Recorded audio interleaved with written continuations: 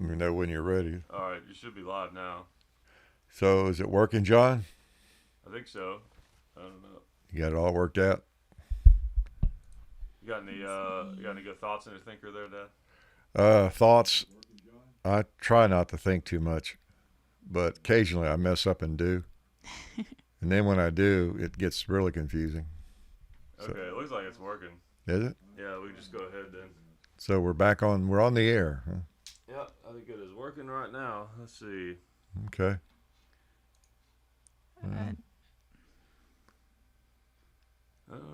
It's streaming now. Maybe because it's a Monday. Bound to be problems on a Monday. Okay. There we go. So there's actually people out there watching? I think so. Really? Listening? Huh.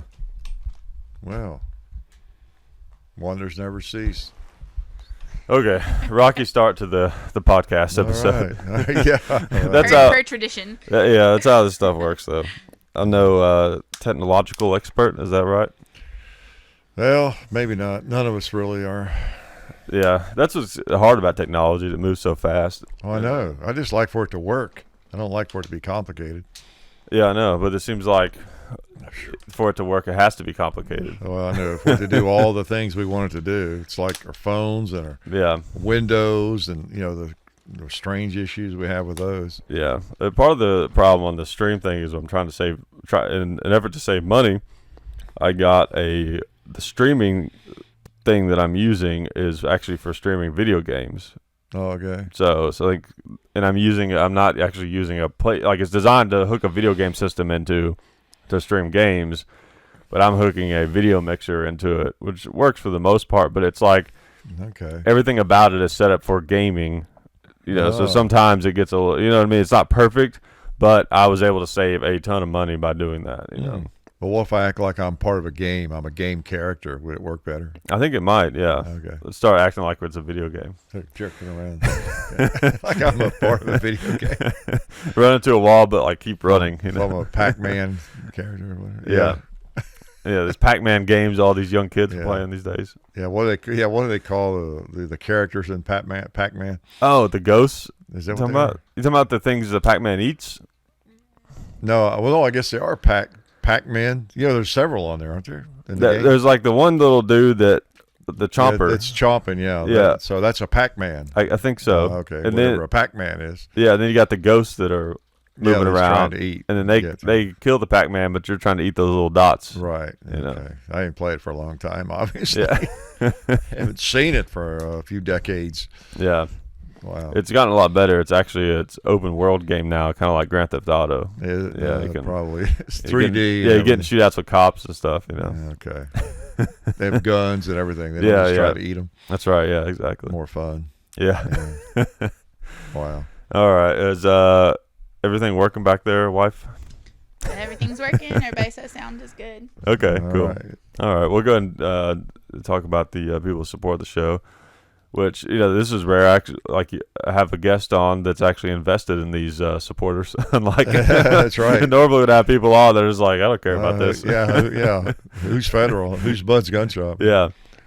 So we got budsgunshop.com, which we appreciate them, and they are really handy you'll get so many guns from them to do our videos on and everything. Of course, we have to send those back, which is kind of sad, but it's still. It's okay. It's worth it to be able to just. It is, yeah. Write them and have sent almost anything they have. Yeah, it is, and it's kind of cool because the people who watch the videos get a chance to buy the gun that they saw in the video. Yeah. Which I think is kind of neat. And of course, everybody gets a chance to learn more about the firearm that's in the show and that they send. Yeah, exactly. So budsgunshop.com, and then Federal Ammo, which that worked out great because Federal loads most of what we shoot. Occasionally there'll be like some oddball round or something. That's right. It's rare. Yeah, it is, and it's good stuff. It works. I know it always has.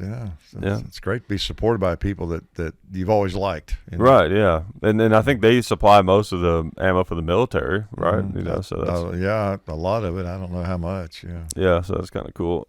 Because they're like 5.56 and some and military rounds, or like this 50 BMG I've got right here. Yeah. It's Federal, but it's also like Lake City. it's like real. Yeah, the real deal. Real stuff. It's pretty cool. And SDI, Right. our friend Zeke. The floating head Zeke. Yeah, right? the floating head Zeke, works with them. Cool opportunity if you want to get a career in gunsmithing or firearms technology. Speaking of technology. Yes. Which I assume that's like learning how to work on smart guns or something. I don't know. Probably. Something like that. I prefer dumb guns myself. Yeah, me too. Analog guns. Those are my favorite. That's right. I like my guns to be nice and analog. Yeah. Right. And I feel like I'm forgetting somebody. NRA. The NRA. That's right. Yep. Yep. NRA. If you want to join the NRA, which you should want to, link is in the description. Except right now we're live, so if you're listening right now, that's right. Except not actually right now. If you're listening to this like a couple of seconds later because there's a delay, that's right. Then you're not going to see that link right now. But most of you are not watching live. you're like the stuff I'm saying right now. I said like a day ago, or I said several days ago, that's maybe right. even a year ago. And if you're watching on YouTube, the link is probably in the description. Probably still applies. Certainly will for months, maybe years. As we're saying this, Yeah, as we're saying this. So. Yeah. Yeah, it's great having their support. It really is. Because, again, people can always find something they don't like about a gigantic organization. But, the company you work for, even your family, you name it, the government, political party, whatever it is, your favorite institution, your bank, you name it, there's going to be some things that you don't like about it. So, and what thing doesn't have an advantage and a disadvantage? Really. The advantage to being a big organization is that you can accomplish more power. Yeah. The disadvantage is sometimes there's a disconnect, or when they screw up, it's a bigger deal. That's It right. affects more people. And they're just naturally going to upset, somebody. I mean, let's face it, with millions of people, of course, in the country, millions of gun owners, then there's going to be some people that absolutely don't like something that, whether it's the Gun Owners of America or Second Amendment Foundation, whatever group it is, or the NRA, does something that, I wish I hadn't have done that. I wish I hadn't supported that politician or hadn't done this or that. And it's going to happen because it's such a powerful, and there's so many people supporting it. And then again, the NRA is, I know we're in a promotion, but the NRA is you and me. That's the thing that a lot of people forget, especially the anti-gunners. They look at them as some gigantic entity out there, monolithic entity that has no relationship to the people or something. Like some big bank, they look at it as an evil bank or something. And it's the 5 million people that send in their dues every year. Yeah.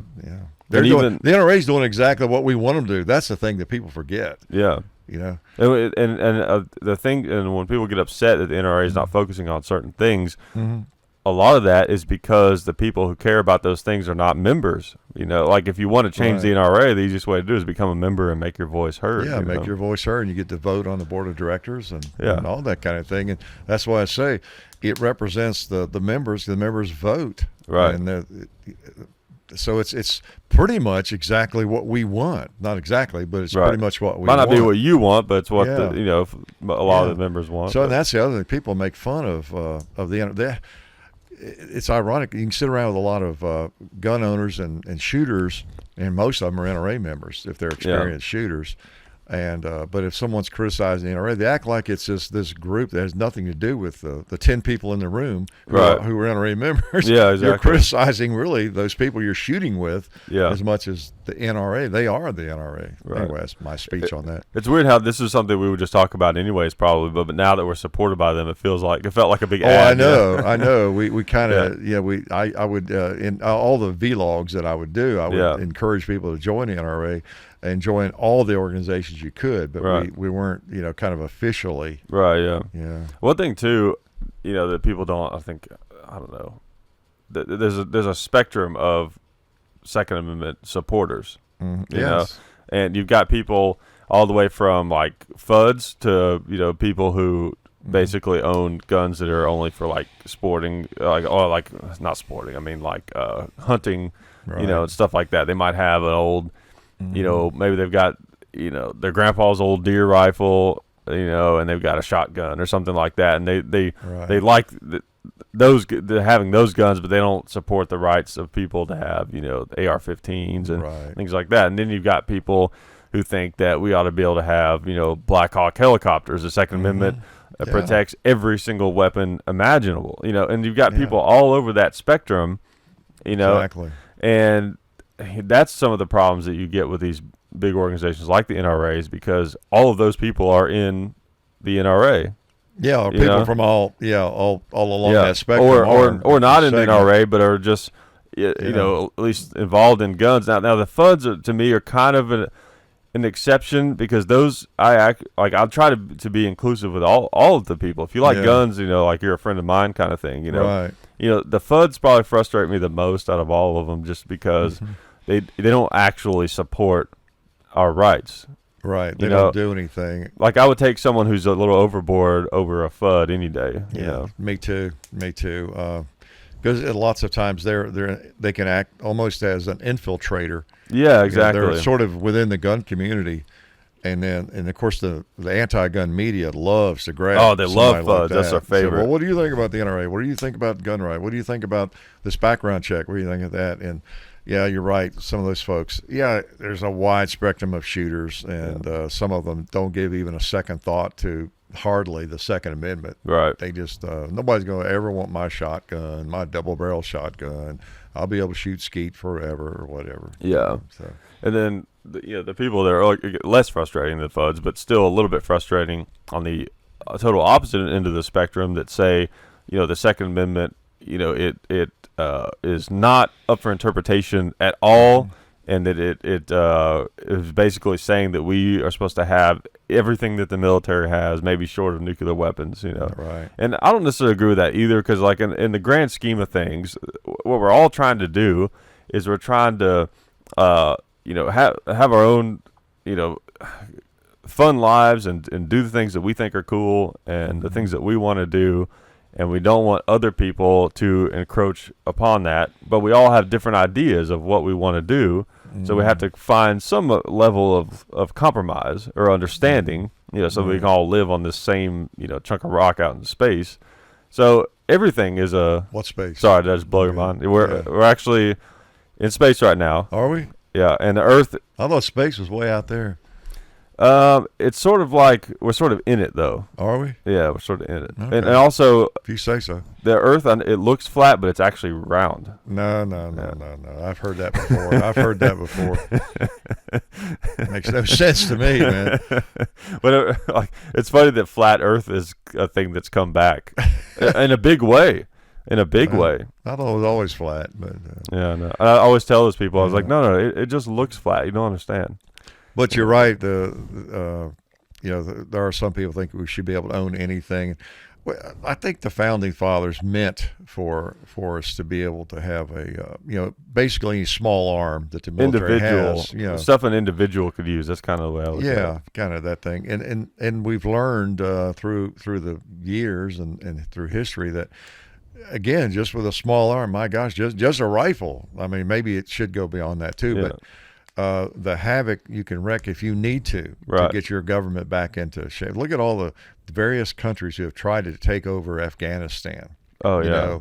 And those characters in the hills with their Mosings or their SKSs or whatever the year, AKs, they've just been impossible to dominate. Right. Even still, it seems. And so mainly we want to be in control of our government. Right. And to me, the idea is kind of like the population should have enough weapons to where they can, if enough of them grit together, they can, be heard and actually threaten the government if the government's being too tyrannical, but not enough weapons to the point where like a very small group or one person can do that. Could annihilate, like the whole city or something. Yeah, exactly. Or be dangerous just having like a nuclear weapon, even a small nuclear weapon, whatever. Yeah, which is why, I don't think that the Second Amendment is about, people having, Apache helicopters and, right, I don't necessarily either. And a lot of it, explosives and stuff like that. It's not necessary. It's not necessary to stay in control of our government. Yeah, exactly. I think, like with really small explosives like grenades or things like that. Maybe, yeah. But, I'm not, necessarily like absolutely opposed to, certain things having any kind of background check or whatever to buy them. Like that's my thing. Is like I try to be understanding of other people's perspective. Not me. Yeah. Well, you're old, so I'm always right. So when other people's opinions are really irrelevant. That's true. Because like I know that like I could probably have an Apache helicopter and no one would get hurt unless no, that's not true. I would probably crash it. That's right. Hurt someone accidentally. But I know I can have a minigun or grenades even, and no one's going to get hurt. Because of that. But other people don't know that. That's right. So I do I understand some of the logic behind, and we probably know some people would rather they did not have an Apache helicopter. Right? Yeah, exactly. Even if they have a clean record right now, I don't know about that guy. Yeah, exactly. If I trust him with that or not. But again, it goes to the entire neighborhood could be in jeopardy just because he owns that. Right. If he's not pretty responsible. Well, what's frustrating is that like how the anti-gun crowd, this is like they keep picking at us or whatever, and it seems more like they're not concerned with the who has the guns, but more so they just don't want us to have them. Yeah, they don't want anybody to have them. Right. Well, if there was some kind of reasonable thing, like some idea I've thrown out a bunch of times is like if there was like a permit, it was your right, like it was a shall issue where like they had to give it to you unless there was some reason, like you were like a domestic terrorist or like some real reason that was proven in court that you should not have your Second Amendment rights, then you have this permit, and it's just like, okay, as long as everything is up to date, then you can buy anything you want, not have to go through a background check every single time you do it, and you can transfer guns with the other people that have them. Like I've always felt like something like that would be a nice compromise. I don't have a big problem with that because that's kind of where we are anyway. With it, you have a permit to carry it, and in some states with a permit, it enables you to purchase a firearm without going through the background check and all that. Yeah. In some states, that's awesome. I love that. That'd be a nice convenience. Because you're checked out either way. So I mean that's the thing. Unless you're against being totally against being checked out before you buy a gun, that's another matter. But as long as you kind of agree a background check makes sense, to keep it out of hands. For the most part, you can't always keep the firearms out of anybody's hands. Of course, we all know that's another issue. But it background check, make sure you law-abiding citizen, that sort of thing, and then so you got the card. I've got one in my pocket, and something like that, actually could almost kind of help a little bit keep like serious felons away from guns. Like let's say there's a permit like that, it's not that hard to get, as long as you don't have like some kind of charge like assault with a deadly weapon or something on your record. Like I don't even think the felon thing is too extreme. I think it should matter what the felony is. So if you have some kind of serious crime like assault with a deadly weapon, well, you don't do that violent, accidentally. I think pretty much anything violent. Good for it. I agree. Like someone wrote some bad checks and it trips over into the area of a felony or whatever it is. Right. I'm not sure that the drug possession, should lose their Second Amendment rights. Yeah, I agree. But people who have been convicted of violent crime, home invasions, and rapes and things like that, almost anything that borders into violence, and that would I can see an argument for that. Domestic violence, as long as it's legit, just anything. But just think as long as you had something serious like that. It was easy to get this permit. They just basically run a check, make sure you haven't been convicted of anything like that. Yeah. And you get this permit, and then you just have it. You have this card, so you can buy anything, any small arms, full autos, whatever guns you want. You just show, here's my card, and maybe they have a computer system where they check and make sure it's valid and it's up to date and everything. And then when you buy a gun, like off of something like Arms List or whatever, this is how it might actually help. Keep people from buying guns that shouldn't, is that, like as it stands now, I like to at least see someone's ID or whatever, but it's like, let me see your card. Oh, they got the card. It's up to date. Okay. Yeah. Yeah, it makes a lot of sense. There's probably some downside to that too that doesn't come to mind immediately, but I mean, if we're going to have any controls at all, right. that makes sense. Another thing too is, I think what would be great about that is that you could have a little bit of a check system for people without having any type of registration, because the card you wouldn't necessarily know what guns that people had. You would just know they were allowed to have them. You know that that person qualifies for the OK card. Yeah. He's got the go-ahead, the green light. Yeah, exactly. And again, that's kind of what you have now when you go buy a gun. It's just on each individual purchase. Right. Like all the firearms that we bring in, either purchasing or, like you say, from buds or from anybody that comes to us for a video. Yeah. I mean, it's a lot. Sometimes it's 5 or 6 a week, but every single time, I have to go through that same process and fill out those forms and then go through the background check. Yeah. It's ironic. I always thought it was so funny back when I had the Uzi, especially, I had that for 10 years, full auto Uzi, full auto. But yet, and at that point, there was a waiting period back in the 70s, 80s, where we had to wait for 3 to 5 days to actually get approval to go pick up the gun. Yeah. And so I'd purchase a Smith & Wesson revolver, 6-shot revolver maybe, and I can't take it home.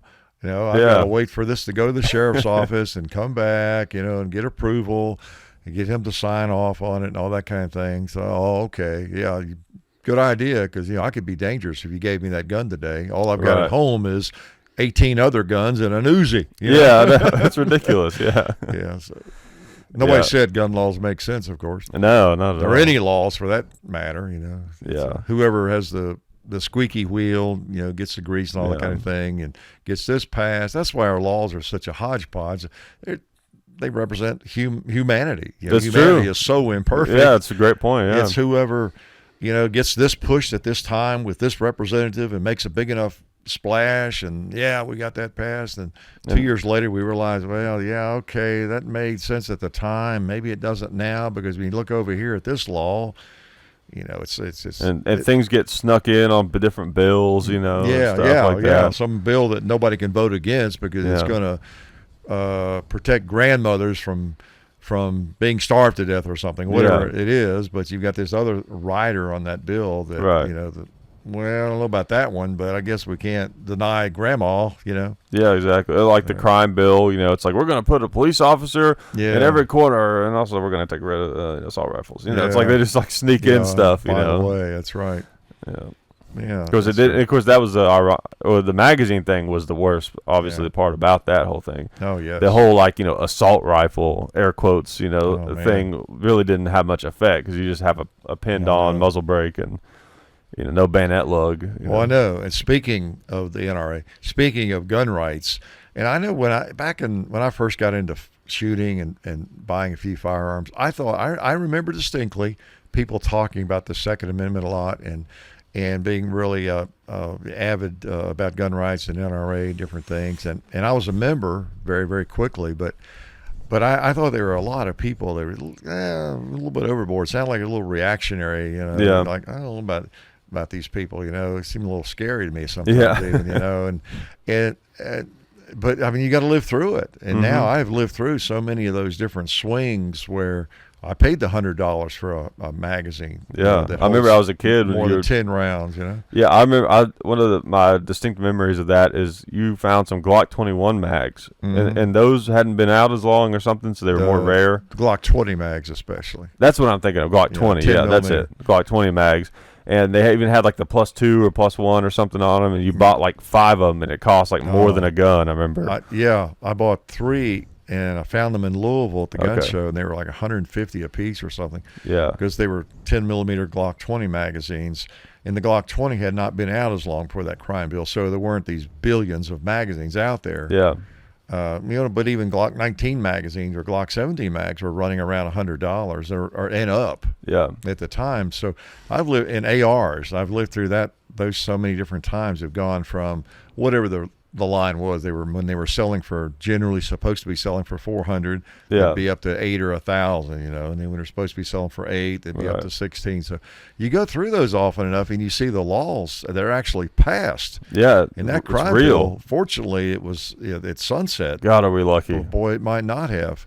Yeah. And the next time it might not. And you look at Australia and other countries where these things are. Someone, I don't know if you saw it, wrote I guess it's either a comment or a message to me just yesterday about when he said when he sees the Browning Auto 5 shotgun we just recently posted on, it reminds him of, he's from Australia. It reminds him of the guns that were crushed and destroyed. And what did he say? It may have been a comment. The people ahead in line ahead of him, or he had to turn in his grandfather's auto 5 shotguns and watch them be destroyed.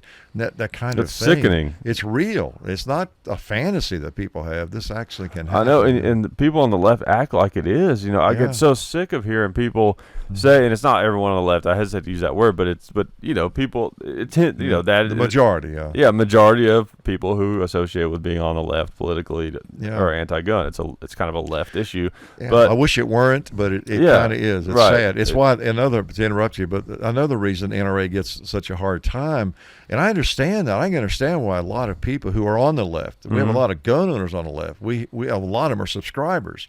They watch our videos regularly, and they love guns, but they are left politically. And I know they get alienated sometimes because look who the NRA endorses.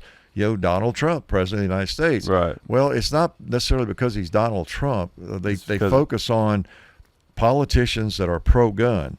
Right. And especially if they express themselves as being pro-gun and supporters of the Second Amendment. It doesn't matter whether it's John Hickok, me, whether it's Donald Trump, Harry Smith, Harry Truman. It doesn't matter. You know? And so it just happens to fall that way. Yeah, exactly. Yeah. I was going to say is like one of the things that I just constantly would hear is about how Obama's not going to take your guns. Yeah. And then when he left office, there was all these people saying like, oh, see, we were right. Obama didn't take your guns. It's because we stopped him. We stopped him in every turn. It's like it blows my mind how people have blinders on to things. It's like they just pretend like entire chunks of reality just don't exist. And it's not the stuff of conspiracy theory. It's there. Go look it up. Yeah. And in 2013, after Sandy Hook, he was pushing for gun control. That's right. Every time a shooting happened, he would come on TV and say, we need to get rid of guns. How much more clear does it need to be? It's ridiculous. And half the people in his party, and the proposals, he was just waiting for him to get to his desk. And I've gotten into arguments with people, because where I do stand-up, I'm in open mics all the time, and I talk to people who do comedy tend to be kind of left. And, I had that brought up to me, or people talk about it a few times. And I love it, though, because it's one of the easiest things to shut down. Yeah. Because basically I was like, oh, yeah, except for every time he got on TV after a shooting happened. Let's see, there was 2013. I just name off the times that he tried to stop him. And then they realized they really don't know what they're talking about on the subject. No, it was, we pushed it back thanks to the gun rights organizations, all of them. Yeah. We pushed it back, and people just really getting on the horn and calling their representatives, and we were able to hold a lot of that back, most of it back. Unfortunately, you see what's happened in California, New York, Connecticut, various states. I like to think that YouTube gun videos had something to do with that. I hope so. Just as a whole, not necessarily saying just us, but as a whole, the whole, because that the internet in general, right? Because that was kind of that time period. When after Sandy Hook, when all that was the scary times again, it was. That was sort of when the YouTube gun channel thing was really taking off. That was kind of like the boom, Yeah. Because it was getting a lot of people who were even remotely interested in guns were starting to focus on guns, and internet like YouTube was kind of reaching a peak. It was kind of climbing, and it was huge at that time. Yeah. And people were looking at stuff about guns on YouTube. There was a lot of political videos that were going viral like that. Colion Noir, remember, that's when he blew up, because he was making these these pro-gun videos and everything, and he's black, and that's something that us old white guys, or I say us, I'm not old yet, but white guys in the gun industry, we like to see. And it's not, and you have the thing like, oh, the token black guy or whatever. But the thing is, it's important to focus on minorities involved in the shooting sports, because there's such a stereotype of it being only white guys, right? Only conservative white guys, or old conservative white guys. Well, that's the stereotype. Right. Is thinking that all gun owners are knuckle draggers, or they're just old white guys like me. And it's true, most of them are. A lot, yeah. If you go to the not knuckle draggers, but white event. I know, and it's a shame. At least maybe it's more the ones that group together because I know a lot of people in minority groups own firearms. But I don't know. It's like anything else. And once something is going, and you're a little reluctant to maybe attend a meeting, a state meeting, some kind of gun rights meeting, even though you own a gun and you really support gun rights, you might be a member of, but you go to the meetings, a bunch of old white guys there, or a bunch of white. It's same with women. It's the fastest growing group. Minorities and women are the fastest growing groups of gun owners right now. But when you go to a meeting, there are a lot of women into shooting now. Oh yeah, a lot of women, and growing exponentially. But you don't see a lot of them at various meetings, state meetings, and as many. It's probably boring. People feel more them, comfortable, and it's a lot of it's just competitions. The same thing. I always thought when I was competing that, I'd look at there were some minorities participating, but I always wish there were more. Where are these guys? Where are they? It's probably a good parallel. It's probably kind of like motorcycles.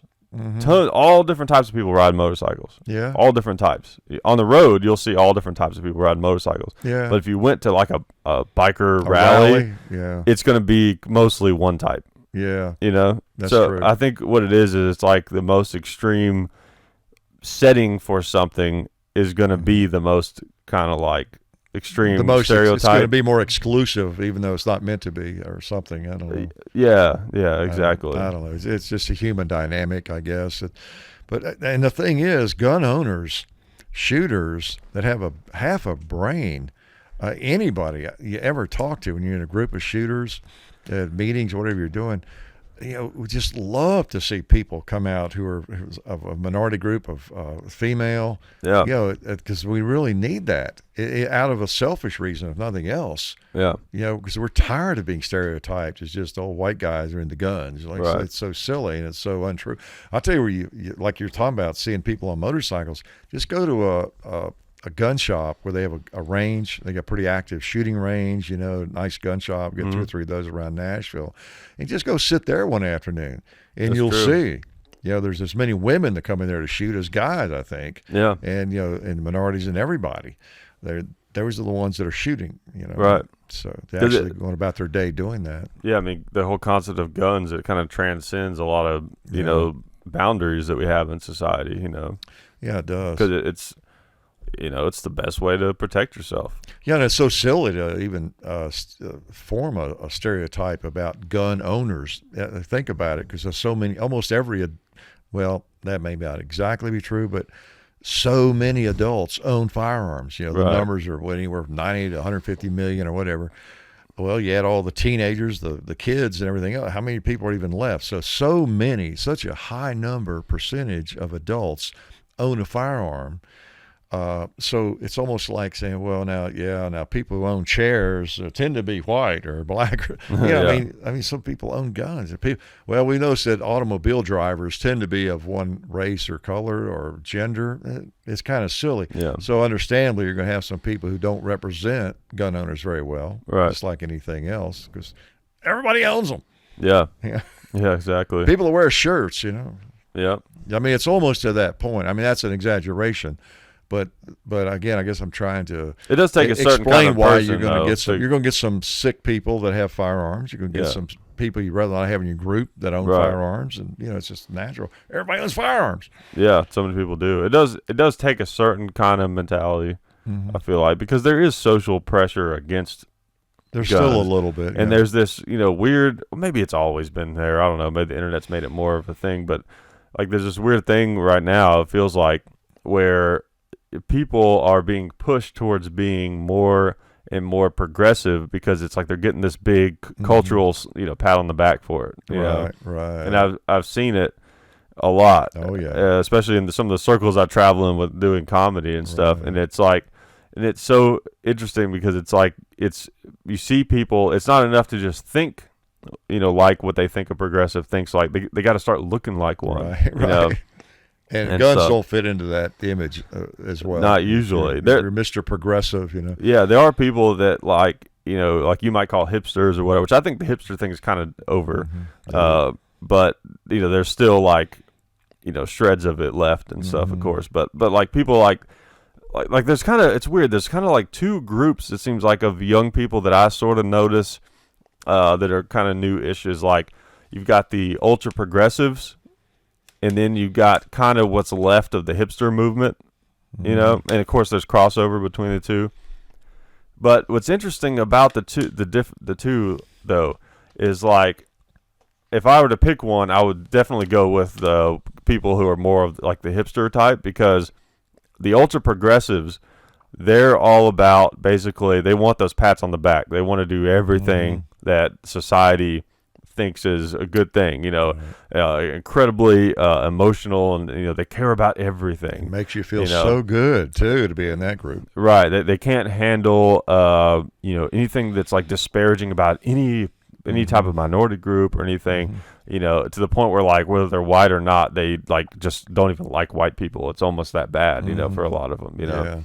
Yeah. Which is the ultimate irony. I know. It's like I think everyone should like all races except for my own race because we're so terrible or what. I don't know. That's silly. I should be hating myself because look at me. I'm white. I'm an old guy. Yeah. At what point do we say I wasn't alive? I'm not responsible. You know. But and I'm not. Well, yeah, you go that far too. I'm not responsible for what color I am or how old I am. Yeah, we didn't choose any of this stuff. It's all so silly. It really is. And you know, one thing that'll come up occasionally in a comment. Now I don't know whether it's a 10-year-old, it's a 7-year-old, or it's a 29-year-old that leave a comment about like on the video about me being an old guy.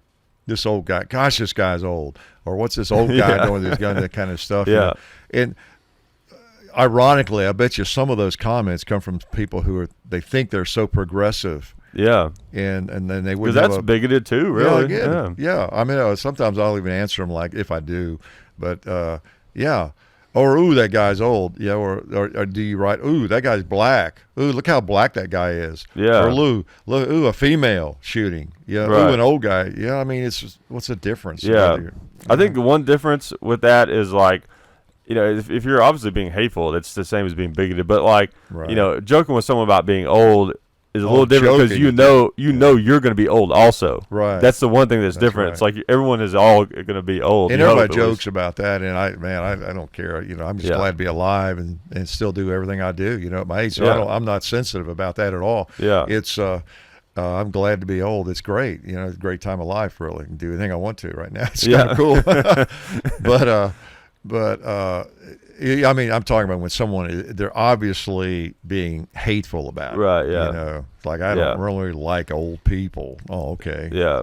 So you like Jewish people? Do you like females? Do you like black people? Who is it that you do like? Yeah. You know, they don't really see what they're doing there. Right, they're being a bigot, you know, just in different ways. And that's what you get a lot of that out of those, like those ultra progressives, you know. And then that's one reason I can handle like the hipster kind of people better is because their thing is they're kind of like they grew up in this world where they felt like it didn't really fit them, and they felt like they were being lied to about what was good and what was bad or whatever. So they're just like, I'm just gonna try everything. Yeah, you know, it's pretty much what they are. Yeah, why not? You know, and you know, whatever. They annoy me too, you know, to an extent. But they're more likely to be someone who would be like into guns because the hipster mentality is kind of just like almost to go against the progressives on some things, you know, to just be like, that's cool. Why not?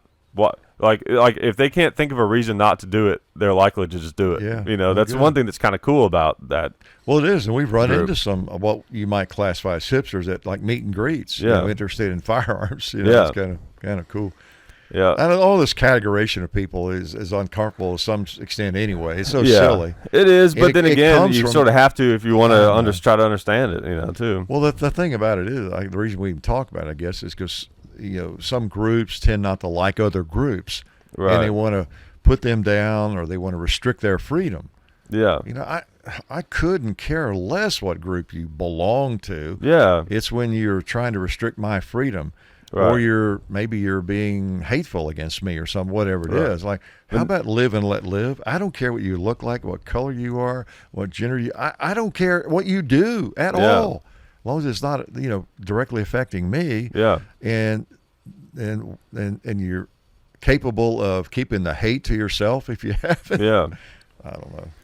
I'm the same it's a way. Crazy world. But speaking of all that, we should mention before we get started that it's Memorial Day. Oh yeah, that's right. Memorial Day. And it's kind of cool seeing all the coverage and everything. Yeah. As we sit here in this room, this bunker. Right. Neither of us actually been in the military. Yeah, neither of us have been in war. I think it's because we spent our time in this bunker. That's right. Yeah. We hid away. Yeah. Well, it's like I always told Derek.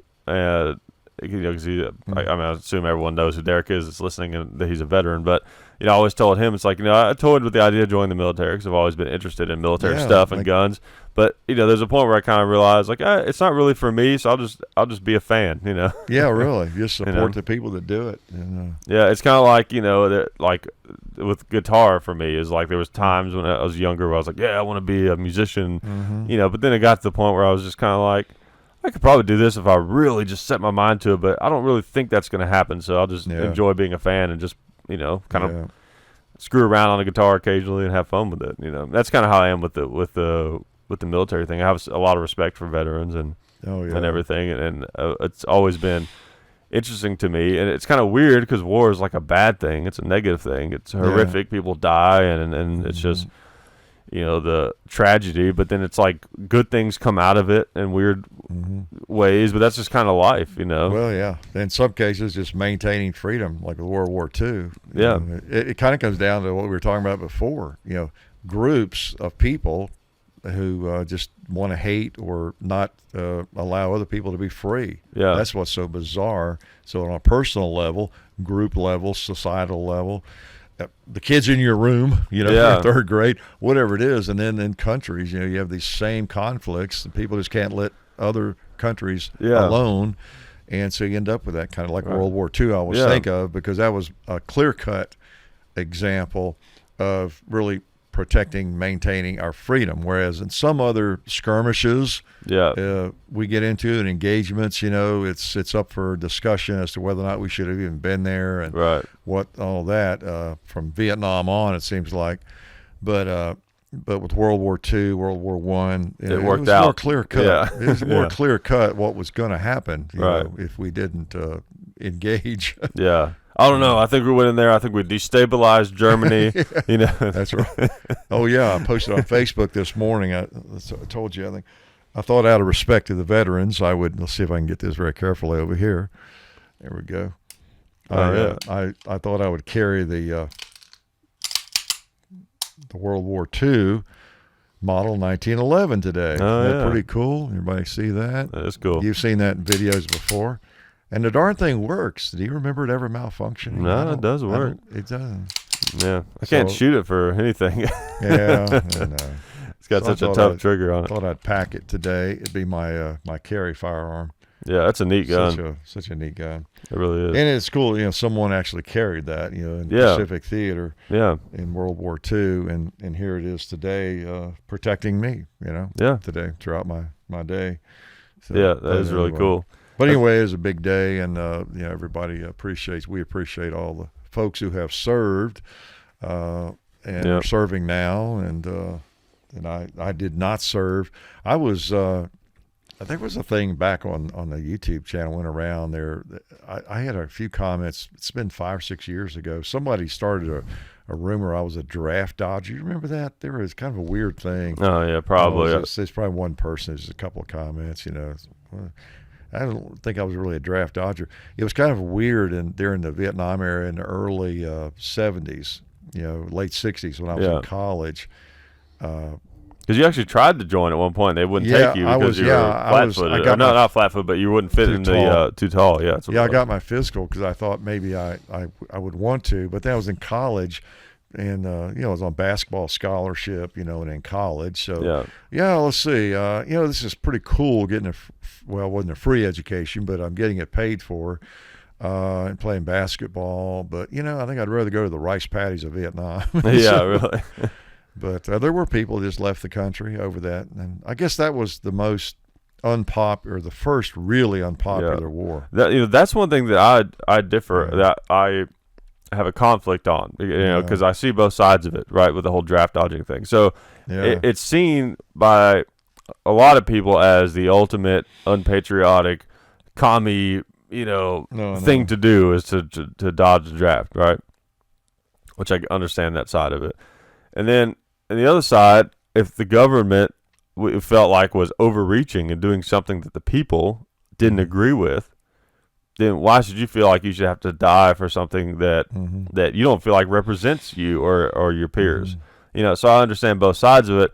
But then, the way I kind of look at it is like America, it's a country, like we were talking about the big organizations before, it's kind of an investment, It's like we live here, we're invested in this country, we've had plenty of time to figure out a way to leave or to get out or whatever. The way I look at it, if America goes to some war I don't agree with, it's kind of like take the good with the bad. Right. It's kind of the way that I look at it. Like I would still go.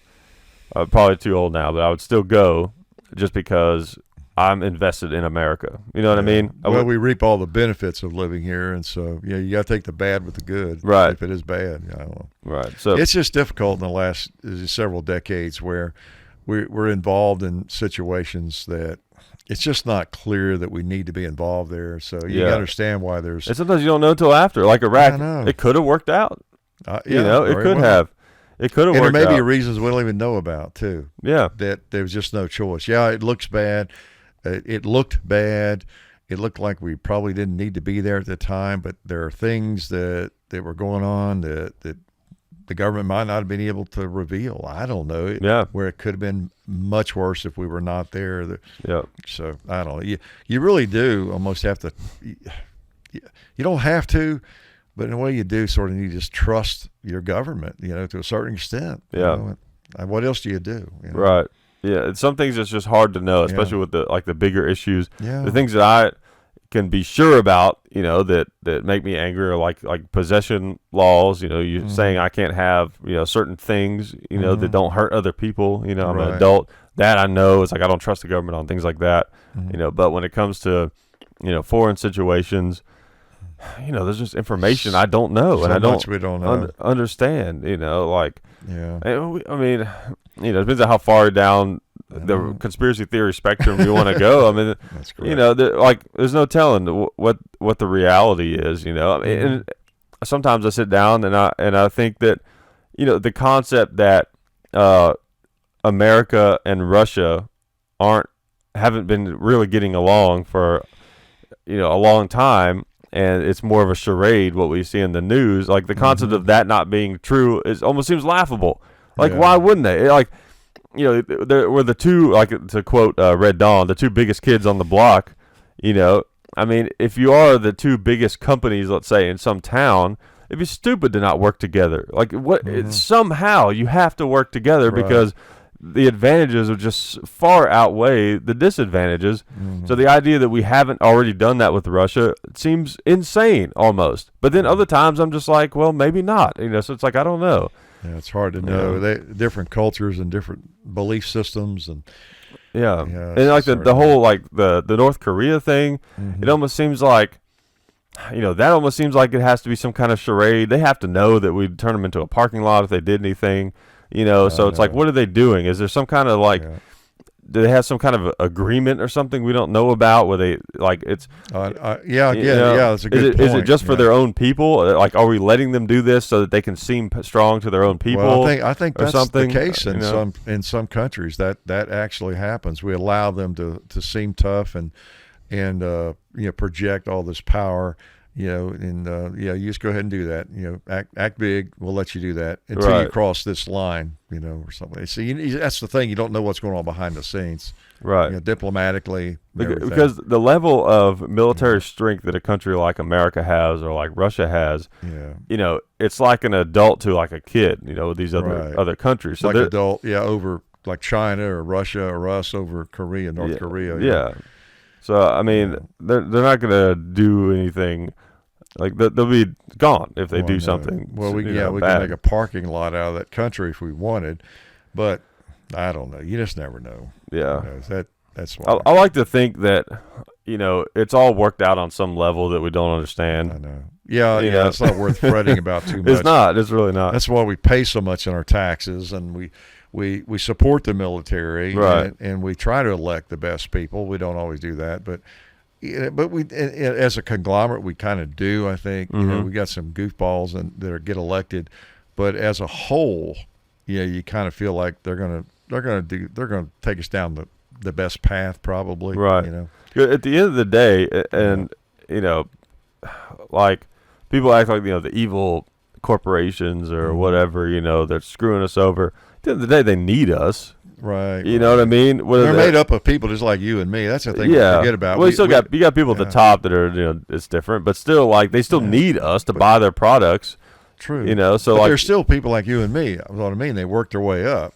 So I think we too easily we too easily get this impression of it's like Darth Vader, at the head of this. But there are some of them that are families that have been in those kinds of positions for like hundreds of years. True. But still people, because you think about it, the royal families, from back in whatever 1,000 years ago, lived in these castles and stuff like that. They didn't necessarily go anywhere.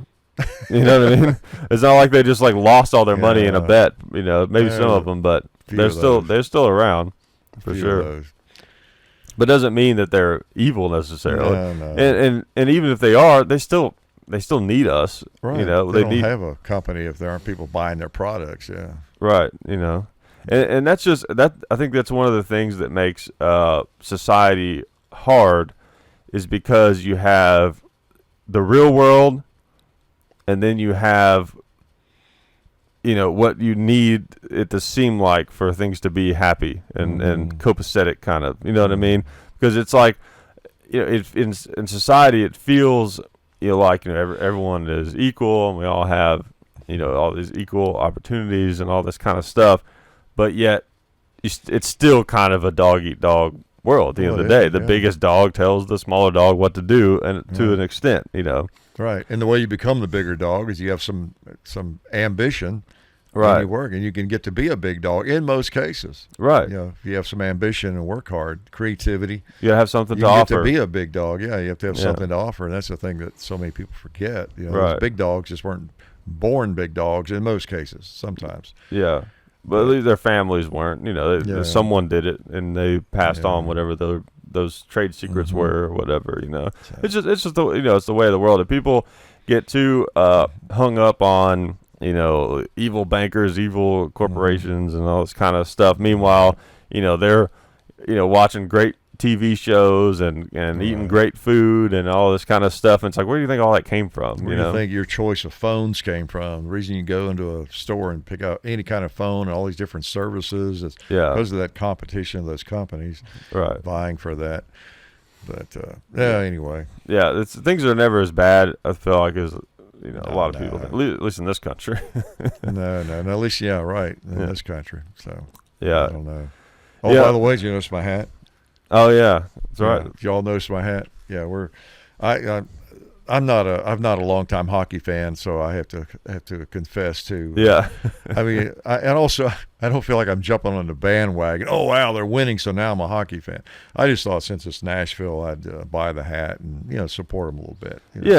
And honestly, I have started watching hockey in the last few weeks since the playoffs started, a little more regularly, and then got even more into it. And I've learned more about, as I was talking with you earlier, I've learned more about the game and of course, our local players. And I've always followed them from afar, listen to a little bit of talk radio here. I knew what's going on. But I've never been a hockey fan, really. You and I have been to a couple games over the years. But I've learned a little bit more about I all these years, I didn't even know what a freaking power play was, or icing or all those things. Yeah. And I've learned that, and it's pretty simple. And who's playing offense, defense kind of thing. And it's much more interesting to watch. So I'm kind of a pseudo hockey fan or Predators fan now, at least enough to watch. And there's nothing wrong with that. That's what's silly. Yeah, I know. I'm apologizing. I know, especially because it's like your hometown team. But it annoys me when people make a big deal like, "Oh, bandwagon fan." It's like if you think that way, you're taking sports way too seriously. The whole point of it is to be fun. What does it matter when you jump in? I think it's great that they're doing well. And and everything you hear, at least about the Predators and the players. The ownership, the coach, they're like a class act. Well, when I was teaching, I guess it's been 10, 12, 15 years ago. Now, man, that I remember meeting, I can't remember, Barry Trotz. I almost couldn't think of his name. The head coach, his daughter and son where I taught, and everything. And so I met them and knew them and all that. But I still didn't become a big hockey fan. In fact, I was listening to a sports talk radio show, which I would listen to in the commute, occasionally, keep up with what's going on in NFL and different things. And I'm not a huge sports fan in that regard, but I like to keep up with it. And if they started talking about hockey very much, I'd turn the channel, so I could confess to that. Yeah. So I had this mental block against hockey to some extent. Yeah, I remember when I was playing basketball and we'd watch the Sports Center top 10 plays. And when there was a hockey play on there, we'd be like, oh, come on. What a waste, Yeah, I never liked it. But I watch that game. We watched one together. What was it, Pittsburgh and Predators, yeah. No, it was Ottawa. Yeah, Ottawa, it was the finals of the other. I think it's weird that they call it the Stanley Cup final instead of the finals. I refuse to do that. I'm going to pluralize it. Sorry, diehard hockey fans out there. But it's pretty neat. It's neat having a team. I mean that's like getting to the Super Bowl in a lot of ways. You're hearing your hometown team. Yeah. And that's kind of cool. The other thing I've always, even though I haven't been a hockey fan in the past, and I don't know that I'm a fan now, I'm kind of a Predators. I'm supporting the Predators, but and I've gotten into where I can watch it, and it's kind of interesting. But I can never be too critical of a sport that is, and let's be honest, hockey's a little bit on the fringe. It's not one of the top, 3-4 sports. And I know they've always struggled with ratings and all that kind of thing. How's it go? Football is number one, of course. Yeah, I guess football, baseball, basketball. But is basketball or baseball?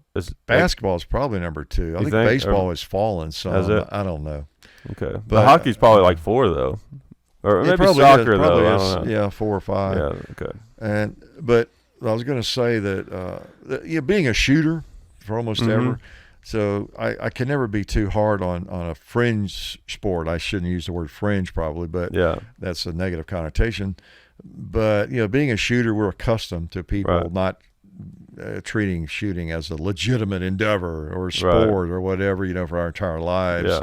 So I can never be too hard on something. If somebody's supporting it, if they go to the Tiddlywink Championships or whatever, and they're all excited about that, or the bridge tournament, whatever it might be, I might, not be excited about it. But I have to remember, okay, now I'm involved in this sport. I've dealt with this my entire life, being considered a fringe endeavor and even something that shouldn't be allowed, by some. So. But anyway, it's cool that the Predators are doing so well, and I'm kind of getting into it a little bit and watching it and enjoying it. And I might try to go to a few more games next year. Yeah. That's the bottom line. That's right. We'll do a Predator-themed video. We'll do like one of those, we'll copy everybody else and do one of those videos where you line up a bunch of things and shoot through it. How many hockey pucks will a 44 Magnum shoot through? I'm sure it's been or done. 50 BMG. I know. Well, ironically, I used to ice skate as a kid quite a bit. Yeah. I lived in northern Kentucky growing up. Yeah, I was in Kentucky. That's why I can't spell nothing. And no, I grew up in Kentucky, and it was just colder back then. And when I was 12, 15, 16, or whatever, the winters were colder, and the lake I lived near would always freeze over. It seemed like every year, enough to where we could go out and skate on it and walk across it. And I had ice skates, and we'd go get a stick and a rock or something, and my cousin and some buddies would go over there and just, so to speak, play ice hockey. So I don't know why I didn't grow up liking it a little bit more, because we just loved to do that. And I always preferred ice skating over roller skating. And I used to do figure skating. In fact, I almost qualified for the Olympics in figure skating one year. Yeah, it seems like I remember that. There's some pictures in our house from that. Yeah, right. People are always surprised when they come over. They're like, "Oh, I didn't know you were a figure skater." Yeah, especially in that we call it the leotard. The figure skating. Yeah, yours was pretty good though. You had a good one. Yeah, but actually, that last part was not true. I know most of you fell for that, but the leotard part. Yeah, well, or the figure skating. Oh, okay. But that's weird. It seems like I remember that though. You do, yeah. I was able to convince you of anything when you were young. That's right. Yeah, you were gullible, just like some of our viewers. Yeah. I was saying about the hockey pucks. You notice how like gun that's like most of the gun videos you see now. It seems like is like penetration stuff. You know, as like seeing what a gun will do. Yeah, what it'll go through. I've been doing that my whole life. Yeah, figure out like how many things you can line up or whatever. Yeah. You know, we did some of that in the early days. We got away from it. You know, but now that's like the big thing. Yeah. And of course, I got this 50 now. Yeah, I know. You know, it's like, what could we possibly do that hasn't been done with it? How many houses will the 50 shoot through? Yeah, exactly. How many cars? Yeah, we'll get 10 Outdoors 9 and 22 Plinkster to lend us their trucks for a weekend. So we need to borrow your truck, your car, and we're going to move some furniture. You don't mind, do you? Yeah. Then actually, the next day they see it in the video. Yeah. How many cars will the 50 shoot through? We got to come up with like just really obscure things, like how many pogs will it shoot through? Yeah, really. How many? You've already done how many sheets of paper? I was going to. Yeah. No, it wasn't how many. It was just showing like, what it would do. Yeah. I mean, there was obviously the 50 will go through a bajillion sheets of paper, but I had like really I went out to Zeke's that day just to shoot it and try it out because I hadn't shot it yet, and I had some targets that I had bought, and I thought like, oh, I'm gonna throw it on Win Mag. I'll do a little video and compare see what the 3 on Win Mag does to a brick of paper, what do you call it, pack of paper, you know, versus the 50, and of course they both went through it without any trouble, but it was kind of interesting because it ended up being not a completely. Some people gave me a hard time, like, "Oh, this is a stupid test," but it actually ended up being kind of interesting, I thought, because the 50 had so much power and speed that it went clean through that thing without even knocking it over, you know. And I had those pieces of paper just sitting on the ground, you know, and you know, it'd take nothing to knock one of those over. That was pretty amazing. Yeah, just bam, right through it. Didn't even knock it over. It shook just a little bit. I know. You know, and the 300 Win Mag, you know, it threw it on down. Yeah, you would think it would knock it over anyway, you know. Yeah, you would think it would have to. I'm always amazed. Like we shoot an AR-15 at a tin can or something on the range, you know, sitting up on a post and it doesn't even move. It goes so fast. And I know it's a 50 BMG, but still a pack of paper. You know, it's plus it is so big, it's displacing so much paper. Yeah, it's like, how did it do that? That still kind of blows my mind. But I know. But you know, I've been doing that kind of stuff most of my life, though. Early days, things I probably wouldn't even want to talk about. Yeah, my cousin Steve and I out on the farm. Shooting things. We shot down a couple of trees with 12 gauge, just different things because it's a natural curiosity. You know, what will a bullet do? I think that's why a lot of those videos are so popular. Yeah, and people are still trying to figure out what they can shoot through that hadn't been done before. Yeah, exactly. It is kind of interesting to see. Yeah, you know, to have to admit, even though we don't do much of that, it's just we've done so much of it in our life, and we do it in some videos. We like get something, we find something that's makes sense to shoot. At, we'll use it for a target. And YouTube is, you know, gun channels on YouTube. It's a strange thing, you know. If you think about it, it's changed a lot. You know, it used to be like when we got started, there wasn't much on there at all. So it almost no matter what you did, you weren't like really copying anyone because there was nothing on there. You know, we didn't have to worry about copying anybody because we were like one of the only people doing it. It was like us and Nothing Fancy and like a few others, you know. Yeah. But now it's matured to the point where it's like tons of things, almost everything has been done, has been tried, you know, as far as like crazy experiments or, you know, or things like that. And it's this weird thing where like with comedy, you know, you don't do someone else's joke.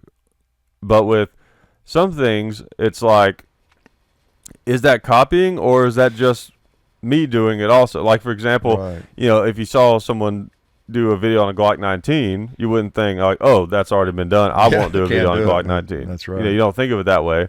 But if someone, you know, shot a basketball with tannerite in it, you know, you might think, well, that guy already did that. So if I did that, that's sort of like copying him. Or maybe it isn't, you know. Like there was someone, I'm not going to mention the person's name because I don't care, but you know, like someone did our pumpkin carving video, and it wasn't to be a tribute. Like they basically just copied it, you know, and that's been our thing. Like everyone knows, that's what we do every Halloween. We carve a pumpkin with a gun, you know. Someone copied it, and they even got theirs on some TV show. You know, it was a little frustrating because it's like really you're gonna copy our thing, rip it off totally, and they get attention for it, you know. But like some things, if it's like specific, I do think it's kind of copying. But then other things, it's kind of like, well, no one really owns that idea. Well, that's the thing. It's a weird balance. Yeah, we don't own a copyright or a trademark on No. carbon pumpkins or anything. But it kind of depends on what it is. Because we're kind of known for that. We do things. You watch more YouTube videos than I do. I don't even know if some things have ever been done. Yeah, I might come up with something, but it's hard to know. If it's something really, really, really specific, we definitely wouldn't want to do it. But then again, everybody's got their own audience, and so I always think about that. Well, so and so might have done this, but we're doing something like that for our audience, and I know there's overlap, but then we've got a lot of audience members who don't know about that, and they've never seen that done or whatever it is. So I don't know. Someone may have done it, but maybe they want to see you do it. Yeah, exactly. Yeah. But also it comes down to how specific it is, and it's a big gray area. But there are some things that are so specific and like part of that channel, or that what that person does, or almost a part of their brand, where it's kind of like Really? And it also comes down to, I guess, if someone has like 10 subscribers and they do something, they're more, and then someone else does it. So they say, we do the same thing. Then are we really like taking over their thing? And they've got 10 people that solve it. I don't know. Yeah. I don't know. We don't go around worrying about much because we mainly review firearms. And thankfully, we don't have to sit around and try to think up something new and dramatic to pizzazz everybody with every day, but I don't know. It's kind of nice, but as YouTube matures, it keeps going, that will become more of a problem. It's like everyone's, because everyone's will run out of things to shoot through eventually. I would think. I don't know. Because everyone, like when FPS Russia was the king of gun content on the internet, everybody wanted to be FPS Russia because they're like, he's getting the most attention, so we want to be like him. And now it's Demolition Ranch, and everyone's like, I want to be like Demolition Ranch. So it's just kind of like everyone is trying to compete for the coolest gun video, and there's going to be a lot of overlap. Yeah, there's going to be. Everybody's going to have done everything after a while, I guess. I don't know. But I kind of like what we do, and I think that there will always be new firearms, and there'll always be old firearms if we ever get around all of them that that we will find interesting and be able to bring to people. And, especially with a firearms review, everybody does that so differently. Right. You can't copy someone with that. You're really not copying anybody because, I'll look at a gun we've done and go see whatever Suits or whoever else that's done that, Iraq veteran, and everybody does it so differently, or they do different things with the firearm. They point out different things about the firearm. And if I were looking for, and I know our viewers do that, and everybody does that, I guess, but I would look, and I do that, if I'm looking for a firearm I don't know much about, I'm thinking about purchasing that thing, then I want to see 5 or 6 different videos on that firearm, and see what people are seeing, what they're finding.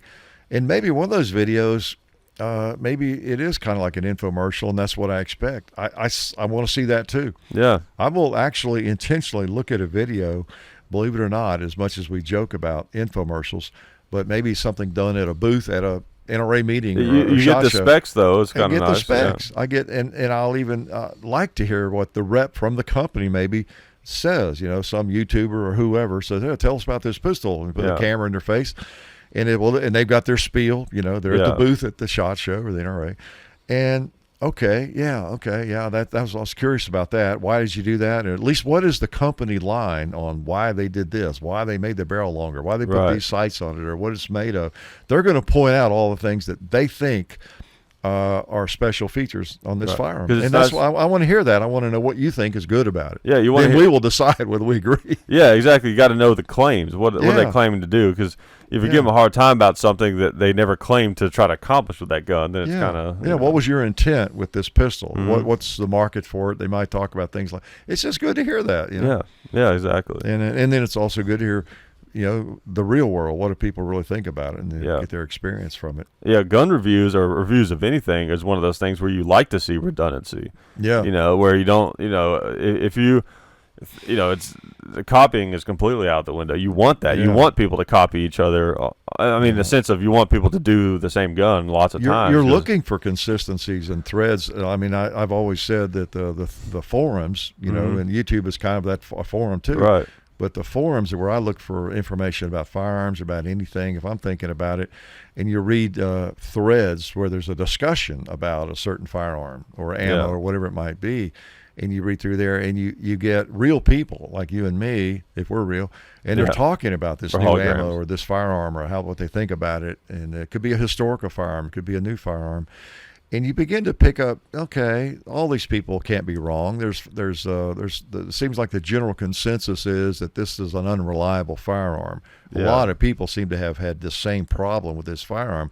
I mean, that's not troll. Those people aren't making all that. Right. Yeah. You go to another forum and you go to different places and read some articles, and you're going to get kind of the truth out of all that. It's just like with YouTube videos, you're going to see consistent patterns. You're going to see maybe Such and us and maybe Eric, Rec Veteran, maybe all pulling out a negative thing about this firearm. Or maybe like some new gun, everyone says it has a good trigger. Yeah. Like there might be some guns, or maybe Eric from Rec Veteran, doesn't like the trigger, but then maybe you like it, or Tim from Military Arms, likes the trigger, and then we don't like it or whatever. But then there's a gun where with that, maybe you don't know. It depends on if you typically, kind of like with movie reviews, it's like if you typically agree with us or you typically agree with them, then that kind of helps you, make a decision. Or maybe on triggers, you might find you typically agree with maybe Tim on triggers, but then you typically agree with us on size or something like that. That's so you sort of learn. Trends. you learn the who has more credibility in your own mind on certain issues. Exactly. But then if we all say we like the trigger, then you figure, it's probably a pretty good trigger. Yeah, no doubt about it. So it's that's kind of cool with they learn from watching you and me that Hickok always says that trigger is just right, but he likes heavier triggers than I do, or most I have discovered. He likes those heavier triggers. And I really don't, so I trust him on that or something. Hand size, we're both 6'8", so people know that you have big hands. If you have small hands, more opinions are better. Might be different. Yeah, exactly. So, well, I guess we could take some questions now. Oh, that's right, we're live. I forget. Yeah, we are live. We dropped for just a second, but it was quick. So that was it. Okay. Yeah, that's if you heard me over here typing, that's what I'm trying to figure out. Oh, okay. Okay. When did we drop? Like about 2 or 3 minutes ago. But then it came right back, so. Okay, but it was only for like a couple of seconds? Yeah, that's what I was like, are we back? Okay, and everybody's like, oh, we're good. Okay. Did we get any intelligent questions? No, I'm just kidding. So somebody was wanting to know if some more Battlefield 1 comparisons are coming. Yeah, I'm actually going to be doing 2 I'm gonna do this week, right? That's right. I'm going to do the A5 shotgun, which is not a popular gun in the game, but we have one. Yeah. And the 1897 pump shotgun too. Oh. Were there any other video games you were maybe thinking about doing at some point in the future? I think right now I'm going to stick to Battlefield, but then once the new World War II game comes out, I'm going to start going through the World War II guns again. And then so my plan is Battlefield, and then stick with that until I run out, or until World War II, Call of Duty World War II comes out, and then Red Dead Redemption 2, which is a Western game, comes out. Those 2 games right there are going to keep me busy for a long time, because I'll do World War II guns and Western guns, so. Yeah, that'd be good. We've got a few of those between us. So I'm pretty sure I've asked you this before on the show, John, but I'm not sure about your dad. What's your favorite gun that you have ever shot? Me? Well, wow. Let's see. Probably Colt Single Action Army. No big surprise, right? Yeah. Somebody also there. So their daughter is turning 21, and he's gonna get her something for her birthday, and she said she wants something cool and commemorative for it. So have you guys got any suggestions? Probably a Corvette. a gun. Oh, okay. Did I not specify that? Wow. Commemorative. That's a tough one. Without knowing, what she likes to shoot and what her, I guess, shooting background is, it's hard to know. But but commemorative in the sense of like something like a collectible kind of thing, I guess maybe means. Yeah. I think that's what they're meaning. Something like kind of collectible. Kind of depend on the person's interest in the family. If they kind of like cowboy sorts of guns, there's a lot of those. Kind of commemorative 30-30 Winchester or even a Henry. They make some of those, I think. Yeah. Or I always think of something like that, a classic gun, his historical. Importance, rather than a new FN or a CZ. Yeah, especially a lever action something. It's like those are always fun and neat to have. Yeah, and again, depending on budget. I mean, obviously, it doesn't get much better than like a Colt single action. Right. It just depends on the budget, but something like that or a lever gun would be cool. Even again, you don't know what they like to shoot, but like even a pre-64 Winchester lever gun would be cool. 30-30 classic cartridge or Model 92. And, I mean, some of that stuff you can find nice ones for under $1,000. It's not cheap. But. Are the pre-64 ones that none of them do none of them have the tank safety when they start doing that? No, none of those did. I don't. Okay. Yeah, that was even post 64. I don't think they started putting that on for a while. It might have been in the 80s or 90s. Is that post 64, 80s or 90s? I think it is. Yeah. So I don't know when they started doing that. Not 2064. So. That's true. That was more recent. Yeah. Yeah. What we're going to do in the year is 2080. Oh yeah, I got a pre-64 Winchester. A lot more Winchesters will be pre-64. That's right. Yeah, that is true. I just thought of that. Yeah, that'd be confusing. But it's hard to answer a question like that. Yeah, we all have our preferences though. Yeah. Okay. What else we got? What got you guys into guns? We're sick. Yeah, I had always been Dad had a few guns, so I was interested in them. I had an uncle who was a gun collector. He was the gun nut, quote unquote, in my family, and had a big display case full of firearms, Colt single actions, lever guns, and everything. I used to love to go over to his house, and he'd let us shoot them. And he died when I was about 16, so I didn't get to follow through with that very, very long.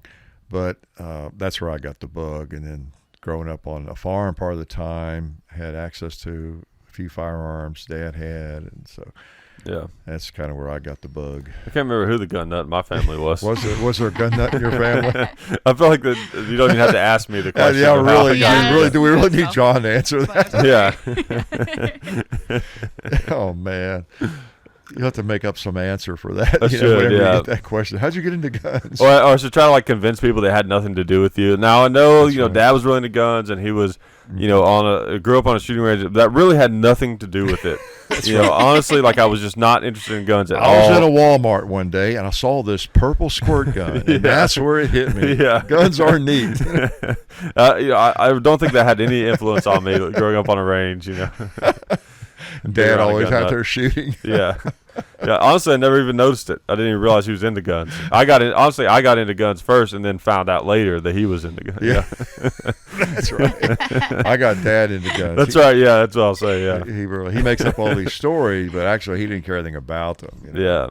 When I was about 8 years old, I went out and noticed that this hillside would be kind of a neat place to shoot. Yeah. Talk Dad into getting some. I was targets. I bet you could take steel that's get hard steel, but then cut animal shapes out of it. Yeah. And I bet if you set those up, those would be fun to shoot. That's right. And I didn't want any part of it, but you finally convinced me. You thought that was a terrible idea, but Yeah, so that's the way it goes. Yeah. They wanted to know if the other family members like shooting also. So. Well, you do. Yeah, you're another family member. Yeah. I think it's fun. Yeah, John's mother is not really into it. She enjoys. Well, I don't know, but she enjoys. She puts up with us, but yeah. The baby heard you guys shooting the other day, and he didn't get scared. He just got very alert. Yeah, this sounds like my future. Yeah, that's right. He was probably thinking, "Oh, I know what that was. That was a 45. Yeah, I can't wait to get out on the range." Yeah, this being a baby is getting old. I want to get out there and shoot with those guys. Yeah. Getting tired of this. Figure out how to walk first. That's how we'll get a viral YouTube video. 10-month-old baby shoots a gun. Oh, that's right. 10-month-old shoots 44 Magnum. Yeah. Yeah. We were talking about this earlier today, kind of, John. Somebody was wondering if Comedians Shoot Machine Guns is ever coming back. Okay, so that show is pretty much I'm not gonna do again, but what I'm going to do, I'm going to start doing kind of I hesitate to call it a vlog, even though that's kind of the closest thing that it is, because I want it to just be whatever. Sometimes it'll be more behind the scenes. Sometimes it'll be more like a vlog. Sometimes it'll be more almost like an episode of a show, kind of like a one-off or something like that. So it'll kind of be lots of different things. But the comedians shoot machine guns concept, I'm going to kind of revisit in that format. But as far as the show, comedian shoot machine guns, it's just those 5 episodes, and that's it. It's going to be because it wasn't. It was a lot of work to do. It was expensive, and people didn't just flock to it or anything. So it's kind of, because the fundamental problem with that show was that, while I think the concept is still cool, it's like, the comedians that I was getting on that show, other than the one guy I had on the show the last time, which I was surprised that people didn't. What's his name? Steve, Lawnmower Steve, that guy. Oh, yeah. Other than him, like none of them are famous at all. Yeah. So it's like it's not really interesting to the average person unless it's like a famous comedian. Right. I'm not going to get Bill Burr or Right. Louis C.K. on my show. It's not going to happen. So yeah, I understand. So that was the problem. Okay. Okay. No more questions. All right. There's a few in another language, but I don't speak it. Whatever it is. Oh man, we got to get a. Yeah, I know. We got to get a translator. Well, if we don't have anything else, then I'm going to set this grenade off. Okay. All right, that can be Pull the the grand pin. finale. Oh yeah, a friend of mine, a comedian, his name is Josh Wagner. He's great. He was over at the house the other day, and I was showing him that grenade, and he asked me, he was like, "These aren't live, are they?" And it made me very proud that he thought I was the kind of person that might have a live have grenade. a real grenade. And he actually came here anyway. Well, a lot of people don't. Well, they look around. Well, you live in a bunker here, and you got all these guns. Yeah. Why would this grenade be fake? Yeah, exactly. So that is, I guess, that's something we forget. The people who are, well, not that he is that naive, but people who are not into firearms at all. Yeah. We've been messing with them so long, for so many years, that it's easy for us to forget. And get like we've talked about before, not covering the basics in videos. We try to do, and I know in videos sometimes I'll back up and actually get really basic and keep going, but. Because I think, and I try to remember to do that sometimes. It's not just as a joke, Right. explaining something that seems so elementary, but there are so many people that I wonder what the percent, for example, there's a percentage of our viewers, say if we have 100,000 views on a video, the first few days or week or whatever, and there might be 10,000 of those views represented by people who might not even realize that the primer sets off the round. Yeah. The bullet goes out. The case stays in the gun. Some people think that the whole thing goes out the barrel. Yeah, like a cartoon or something. Yeah. They're telling how many. So just as not making fun of them, just as an example, we really do assume a lot of knowledge. That is so basic to us and has been so basic for decades. Yeah. So we struggle to continue. I mean, we don't want to make all of our videos, like right. We don't want to annoy people. So cartoonish. I feel like that's the balance. Is like you don't want to annoy people that are more advanced, but then you don't want to ignore the people who aren't. Right. And in some ways, I want to err on the side of being too basic sometimes. I mean, cover those at least, because I think that's one of the things that we can do is help educate people who don't know anything and bring them on and keep bringing them on, because it's people who are like us, been shooting forever. They're tuning in to see the gun they haven't seen before yet, maybe, or they they may not learn as much from us about it, but we all enjoy seeing firearms fired and nice cool guns and that kind of thing, and maybe they think there's an outside chance they'll learn something, some little piece of tidbit they hadn't thought about or something, but they're not tuning in for a big education. So they're going to find that information somewhere. I don't know. We don't want to leave anybody out, though. Yeah, exactly. That's right. Yeah, exactly. But we do have our our audience, like the really hardcore tactical guys, aren't going to come to us and watch videos as much. Again, not unless they're interested in. They haven't seen anything on this particular firearm yet, or thinking about buying it. And, I mean, our videos reflect who we are. Yeah. We're casual, fun shooters. Right.